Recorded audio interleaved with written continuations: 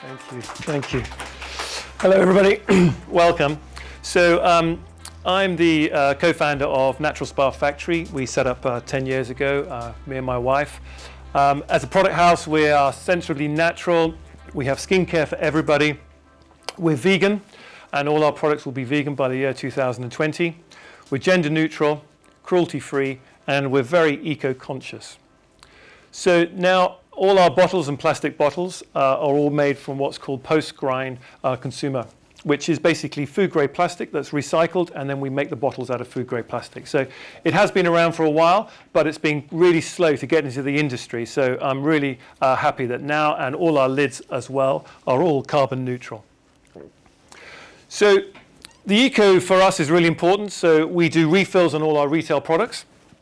As I mentioned, now we have our own chemist, our own manufacturing plant, and we'll have all our products now will be vegan by the year 2020.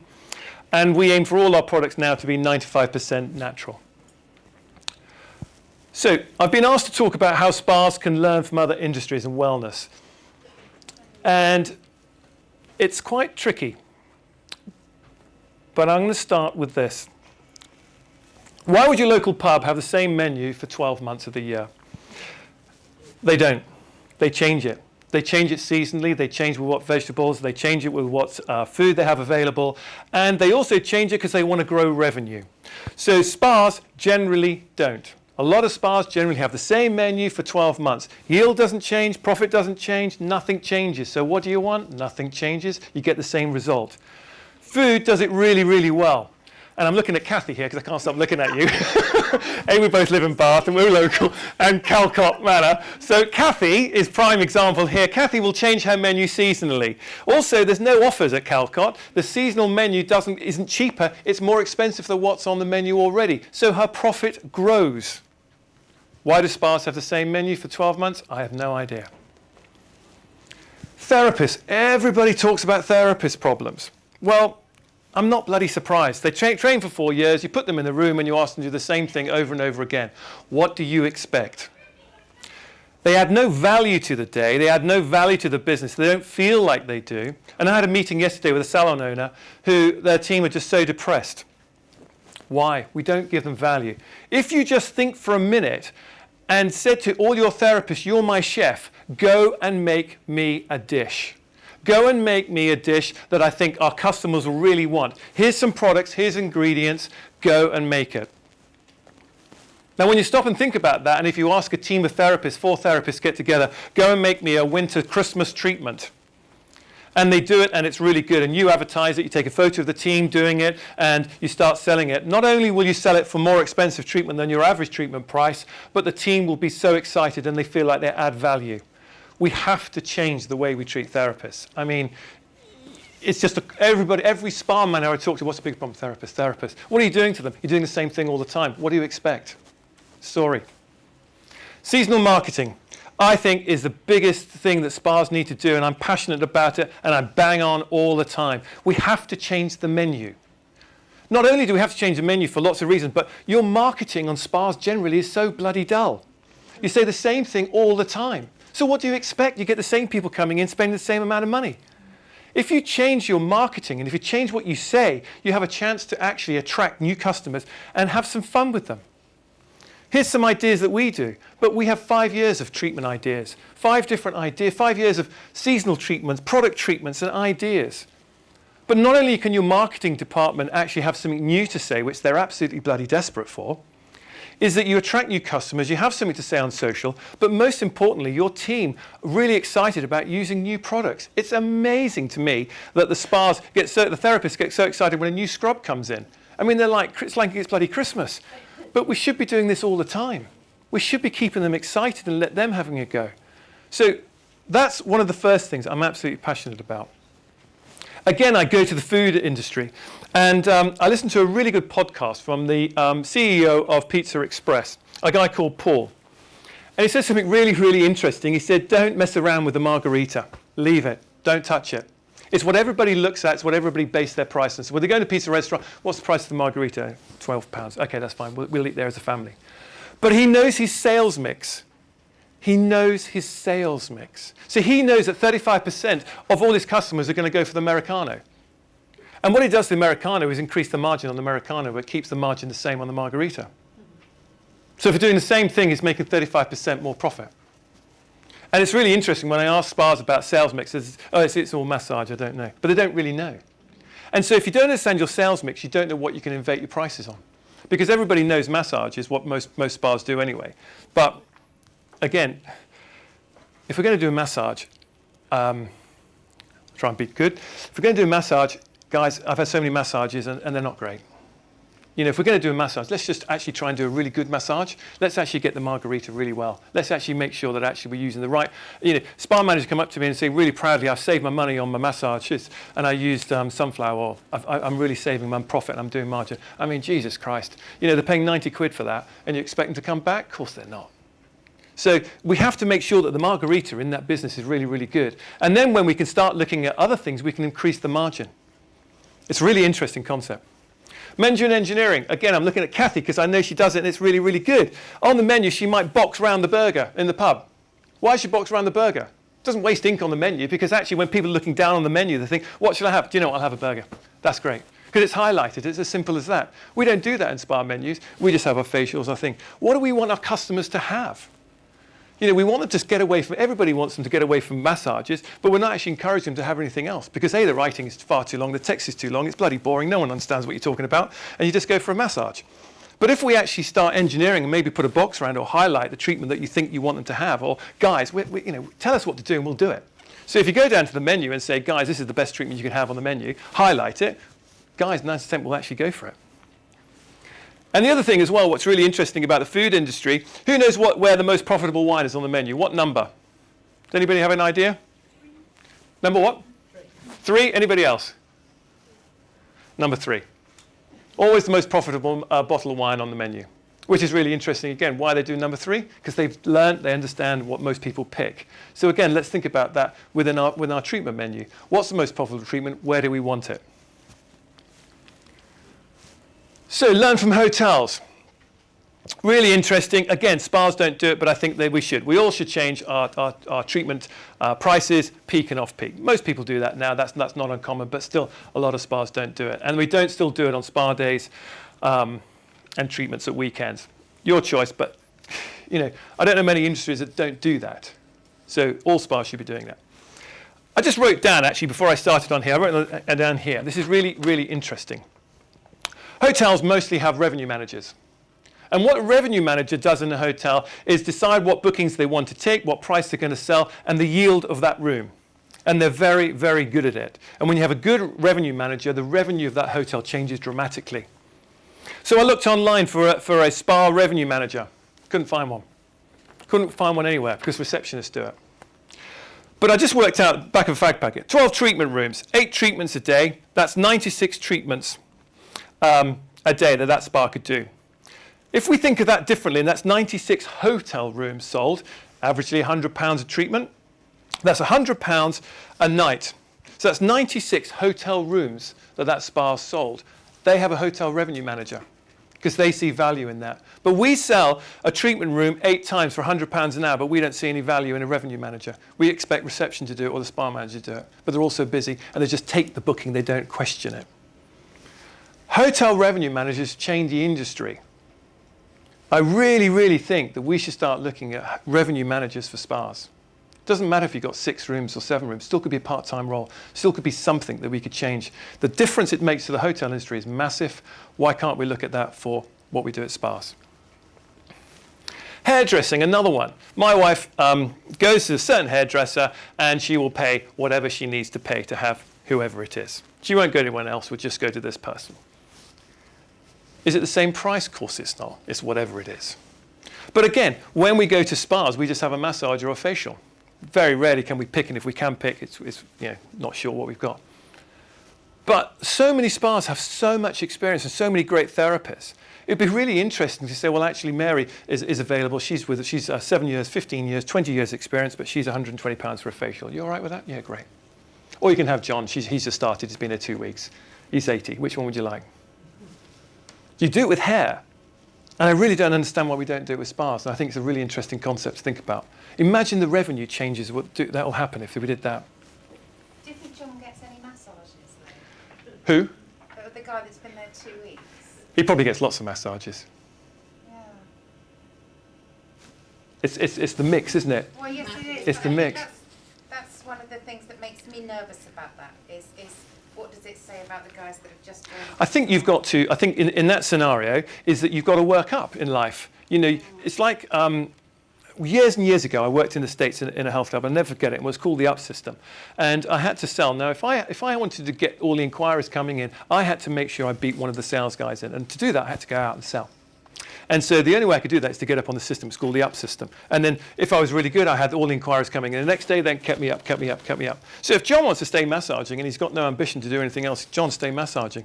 But if you want to earn money, you want to earn commission, you want to be better at your job and do other things, you've got to prove that you can do it. And you've got to work up. But I'm sure there's flaws in it, but I think it's an interesting concept. I think it's a really interesting concept because I know, you know, from my experience, if I was going to and I'm really knackered and I just want a really great treatment, I'll pay for it. But most of the time I get an average treatment, which is a real shame. I'm going to play this video and then come back to you. For 9 years, I competed in 3 Olympic Games and 6 World Championships. At 10:30 on 24th September 2000, Hold on. I was sitting in a boat on the start line of the Olympic Games. 3 in a row. When people talk about sport or watch sport, very often the temptation is to think that it's all about getting it right on the day, doing the right thing on the day and getting the result. In a way, it's very similar to businesses. When you audit an organisation, it's not what happens on that day, it's what happens leading up to it. Looking though, cross the line, phenomenal. I mean, we haven't chosen to row with each other, we haven't chosen each other as friends. There was only really one area where we wanted the same thing, and that was in this race. Your 50 metres gone, and the British have really taken the bit between their teeth. We realised that if we continue to do what we've done for the previous however many years, we would continue to get the same result. The same, you know, do what you've always done and you'll get the same thing. And we were desperate to get a different result. They really don't waste anything at the front end of the stroke. So we could do the same thing, get the same result, or we could just jack it in. We could just go, you know what, maybe we're just not good enough. Or we had a third choice. Third choice to do something different, something very, very different, to make a jump, take a jump, and start looking at things in a really, really different way. Bond between these guys. They really have risen to the occasion in this Olympics. We had one very, very simple question we were always asking ourselves and each other before we did any training session, before we did pretty well anything. And that very simple question was, will it make the boat go faster? Two there, the boys there. Let's go down the boat. Will it be before we sat on the rowing machine for 70 minutes? Will it make the boat go faster? Unfortunately, yes, so that's what we would do. That's good technique all the way through the race. Before going out to the pub, will it make the boat go faster? Unfortunately, no, so we didn't. Croatia has taken it off, but Great Britain, because they look strong. Today is going to be a good day, because I am going to make it a good day. No one else had helped us along the way. It was only happening because we were making it happen. And if ever it was true, it's going to be on this test day for us. They're coming through 500 metres, and look at that. Didn't you pick up on what the commentators were saying about us? About our chances, our hopes? I'm not sure they can still win. They need more. They hadn't really looked at what we were doing for the 2 years leading up to that race. They were judging us on the 7 years of previous results. Now, how many of you remember watching the 1980 Olympic Games? Seb Coe, Daley Thompson, Alan Wells, Duncan Goodhue. Quite a few of you. I remember watching that as an 8-year-old going, wouldn't that be amazing to do? But also thinking, if that only happens to other people, there's no way that I can do that. 250 metres remaining, and the boys are doing so well. We weren't in the situation of having best people like you are. Well, what's a firm like yours capable of? But we're going to do it! We're going to hold on! Just going through loads and loads of learns and wins and, you know, increasing. We managed to do something different. Go boys! Here come the Australians! And as we got given these, the feeling was, does anyone have a look? Goal for Great Britain! Olympic champion! As you look at it, think about how good will it feel to achieve your goals, whatever your goals are. As you hold it in your hand, think about, you know, doing all these jumps. How good will it feel when you've got your equivalent in your hand? Because that's what drove us forward. Knowing how bitter it was going to taste if we weren't willing to change, if we weren't willing to make that jump. And I tell you what, making the jump, every single second of the training was worthwhile. I've really enjoyed the few days, I hope you have. Thank you very much for listening to me. Thank you very much.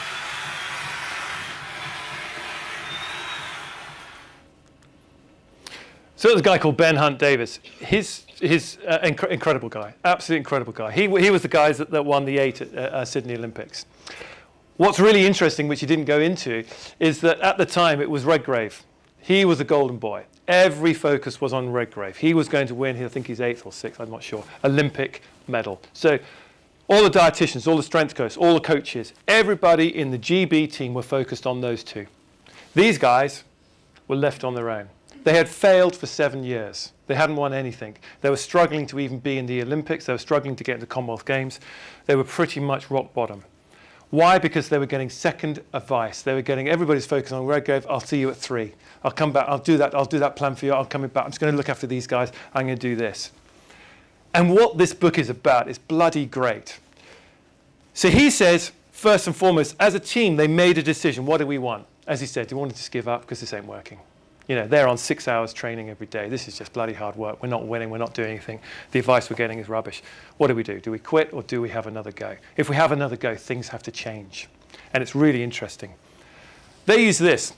Everything that they did from that day, they said, will it make the boat go faster? So every meeting we have, I'm going for a meeting. What for? Will it make the boat go faster, that meeting? No, we ain't doing it then. That's it. We ain't doing it. We ain't going to go and see the head coach, who's the England coach of rowing. We're not seeing him. Would that session be better working on the ergometers? Yeah, it would. Right, we're doing that then. Everything they did, they said, will it make our boat go faster? Will it make sure that we hit our Olympic goal? And it is incredible what the book is about, how they changed. It went against everybody in the whole team, the whole GB rowing team, who had won so many gold medals and everything else. They were strong enough to say, actually, no, what you're doing for us is wrong. It's not working. We're going to change it. And in business, he says, use that. So we use that a lot as a company. And we use it, you know, what we're doing now, will it make our boat go faster? I.e., will we hit budget? I.e., will we manage to make the manufacture? Will we do that? And if the answer is no, we don't do it. It's a really good way to cut out the crap of actually all the stuff that goes on in the world. Guys, are we going to make budget by doing this? Yes or no? Yes, great, we're doing it. No, not sure, don't do it. It's a really, really great way, and he used that throughout. Next one is, who do you want in your boat? Who do you want in your team? Is this team going to make sure that we actually make sure we get gold? And they made changes. As a team, they made changes. They kicked out some of the guys that the selection team brought them in. And again, we use that in business. Have we got the right team to hit what we want to do? Really, really interesting. The second one I love is the bullshit filters. Because actually, everybody was giving them advice. Everybody was coming in, look, you need to do more sessions on that. You need to not eat meat. You need to do this. You need to do this. Guys, come on, you need to do this. But actually, they'd listened to that advice for 7 years, and they weren't getting anywhere. So they came up with the bullshit filters. They actually put the bullshit filters on and said, you know what? No, we're not doing it anymore. We're not listening to that crap anymore. We're going to make sure that what we do is everything that we think as a team will make our boat go faster. And I just think that's a brilliant, brilliant analogy for sports industry, and I also think for business as well. So as a company, we use this a lot. Will it make our boat go faster? We use a lot. Have we got the right team in place? And cut out all the crap that's going on outside? Can we deliver without all this bloody noise going on and all the reasons why we can't do stuff?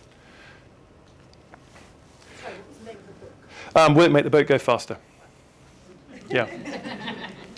Kind of gives it away, right?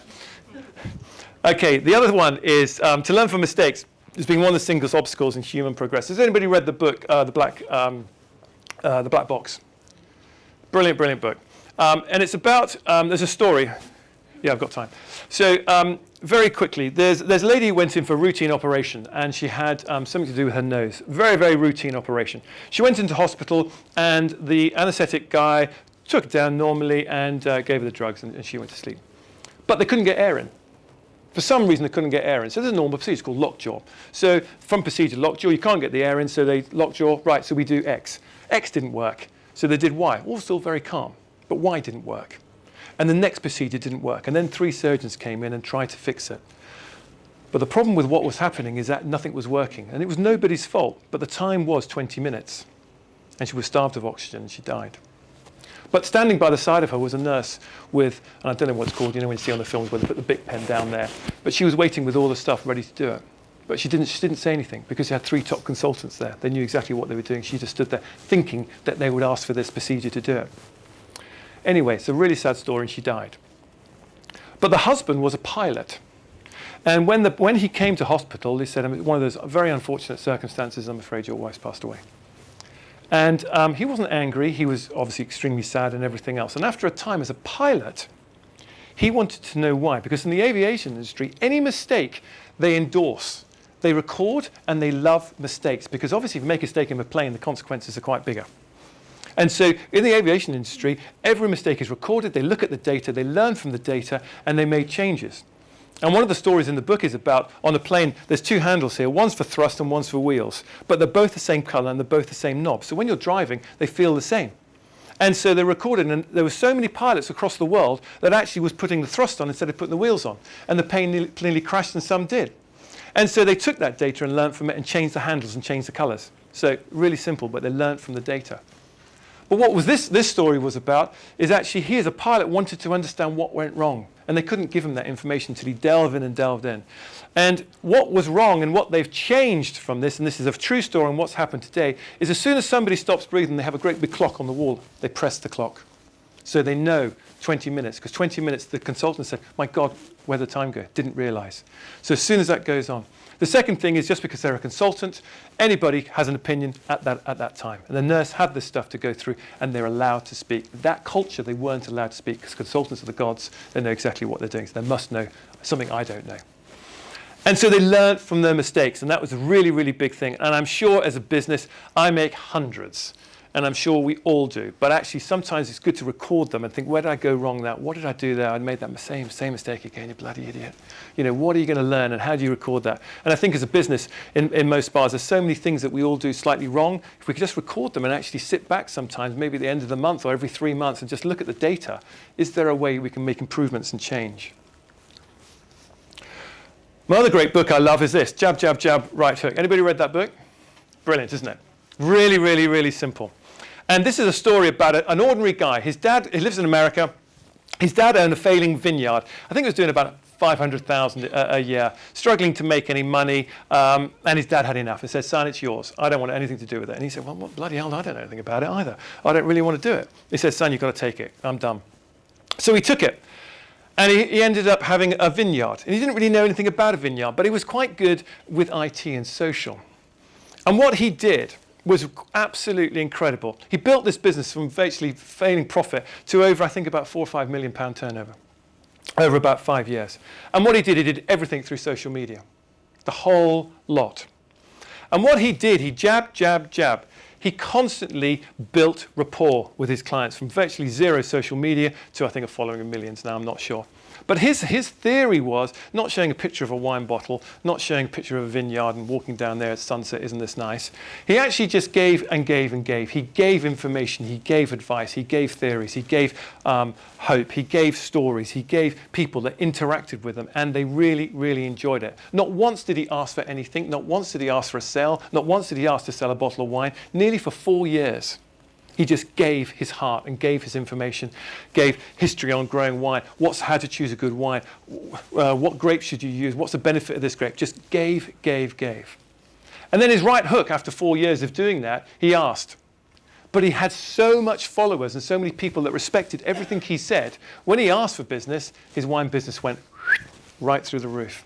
And it's a brilliant, brilliant book of understanding of how to build and then ask for something back. But it is a sensational book of, I think, building rapport, building through honesty and trust, and giving something back, and then occasionally, when it's the right time, to ask for something back. And the returns for him were phenomenal, and a great read. So that's me. Thank you very much for listening, and I hope you've find some of it interesting. Thank you.